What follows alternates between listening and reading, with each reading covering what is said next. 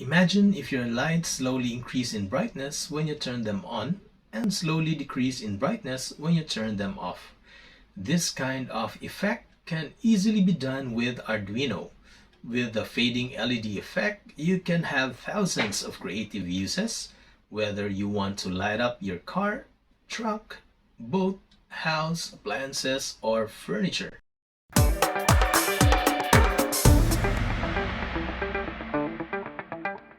In this video, we will do project 7 of the Arduino Intro app, which is the Fade In, Fade Out project. You will need one LED and one 220 ohm resistor. I will also explain how to use the for loop in Arduino. Let's get started. First, let's take a look at the breadboard diagram. From here, you will see that it is basically the same with our blinking LED circuit. However, there's one very important thing to consider here. If we want to be able to vary the brightness level of our LED, then we need to connect the LED to a PWM pin. PWM stands for Pulse Width Modulation. PWM is a technique for getting an analog-like behavior from a digital output by switching it off and on very fast and with different ratios between on and off time. With this technique, we can control the brightness of an LED or the speed of a motor. In the Arduino Uno, not all digital pins have PWM capability. Only digital pins 3, 5, 6, 9, 10, and 11 are capable of PWM. If you connect your LED to any of these pins, then you can make a fade effect. In some boards, these pins are labeled as such. Now for the code, what we want to do here is just for the LED to start fading in as soon as the board is powered up. And when it has reached its maximum brightness, it will start to fade out. And again, this will go in a loop. Fade in, fade out, fade in, fade out. This will be our first attempt to make a fade effect. To start, we'll declare a variable named LED pin for digital pin 9. Next, inside the setup function, we simply set that pin as an output pin. What's different this time is in the loop function. The first thing we need to know is the analog write function. The analog write writes an analog value or PWM wave to a digital pin.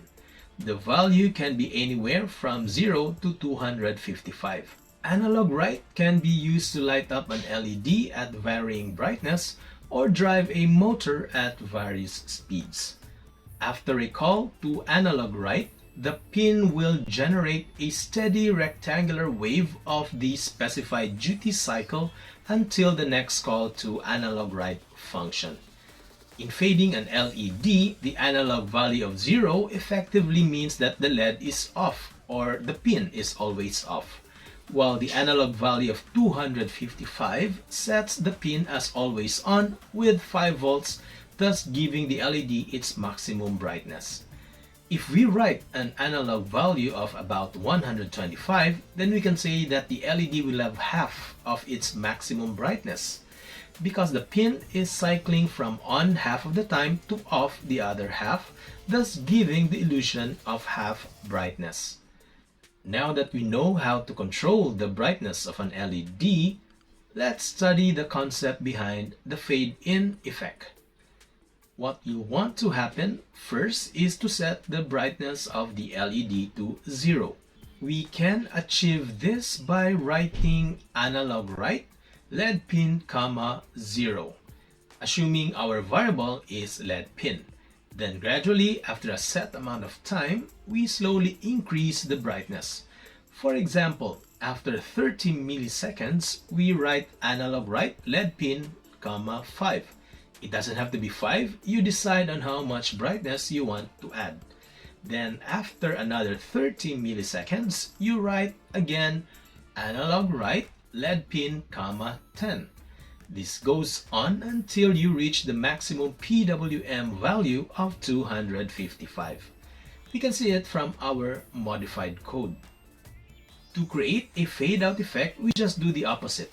We start first at full brightness. So we write analog write LED pin, 255.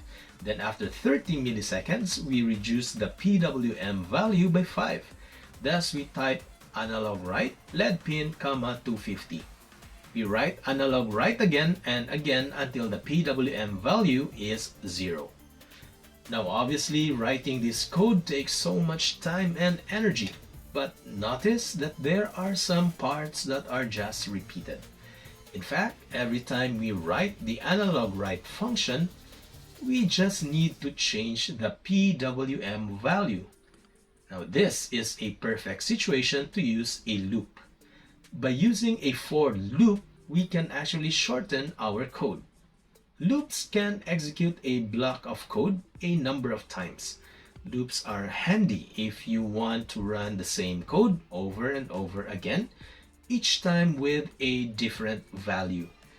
There are many types of loops in Arduino, but for this code, we will use the for loop. The for loop has the following syntax. Statement 1 is executed once before the execution of the code block. Statement 2 defines the condition for executing the code block. Statement 3 is executed or run after the code block has been executed. However, the condition in statement 2 has to be true in order for statement 3 to be executed. The loop will stop only when the condition becomes false. In this case, the program proceeds to the next statement after the for loop. Now, let's take a look at our revised code. Now this time, using the for loop. The first statement inside the main loop function is actually a for loop. Statement 1 inside the for loop parenthesis says int fade value equal to 0. Normally, you will use statement 1 to initialize the variable used in the loop. In this case, we initialize the fade value variable to 0. There are other ways to do this. In fact, statement 1 is optional, but it's good to start with the basics. Statement 2 is used to evaluate the condition of the initial variable. It has to be written in such a way that it returns a true or false answer. Think of it as a question. For example, is fade value less than or equal to 255? If statement 2 returns true, the loop will start, meaning the statements inside the for loop will be executed. If it returns false, the loop will end. Often, statement 3 increments the value of the initial variable.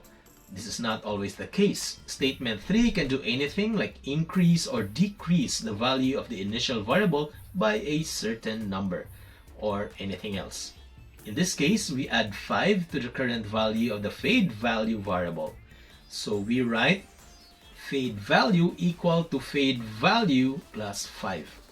Another way of saying this is that the new value of the fade value variable is equal to the current value of the fade variable plus 5. The first statement inside the for loop, which is written after the open brace, is analog write LED pin, fade value. Note that we did not type in a number as our analog value. Instead, we use the variable fade value. Why is this so? Well, when this code will be executed, Arduino will simply replace fade value with the actual value of the fade value variable.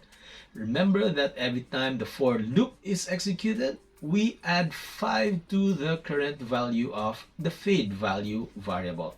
So if in the previous run, the value of fade value is 10, then in the next run, the value of fade value becomes 15.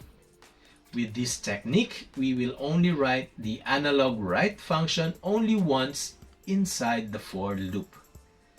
A delay is written just before the for loop ends. This is to provide a transition time for the LED to change its brightness. It also affects how smooth the fade-in effect will happen. You can experiment with this value to see which one works for your project. After the last statement inside the for loop, which is delay 30, the loop goes back again from the beginning. But just before the first statement is once again executed, it checks first if the answer to statement 2, which is our condition statement, is true. If it is, then the loop proceeds. If it is false, then the loop stops and the next statement inside the main loop function is executed. Now this is after the close brace of the for loop. In this case, if the value of the fade value variable is greater than 255, then statement 2 becomes false and this loop will end. The next statement after the first for loop is another for loop, but this time it is the opposite. This for loop creates a fade out effect. The fade value starts at 255, meaning the LED is at full brightness. Then as the loop runs, its value decreases until it becomes a negative value. When this happens, statement 2 becomes false, thus ending the loop. However, the main loop function will still run. Learning how to use the for loop can be confusing at first, but once you get the idea, then everything becomes clear. You should use loops whenever possible to save on time and energy. The best way to understand the for loop is to try it. So go ahead and try this project if you haven't done so already.